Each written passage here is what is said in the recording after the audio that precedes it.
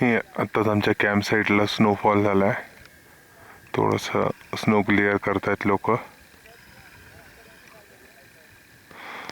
इथे dining tent आहे, kitchen tent आहे.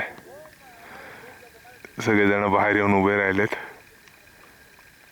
खूप खूप जास्त बर्फ पडला. 5-7 मिनटं किंवा जास्तच, अर्धा तास झाला असेल. आणि आता थोडं झूम आउट करतो सो दॅट पूर्ण लँडस्केप दिसेल.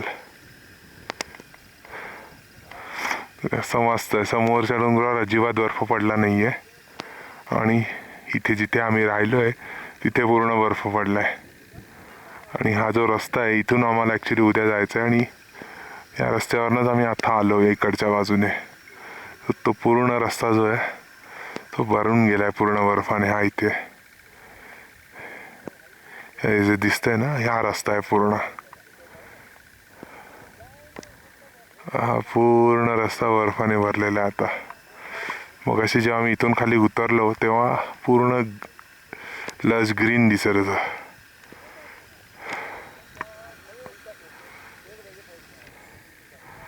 मस्त दिसतंय.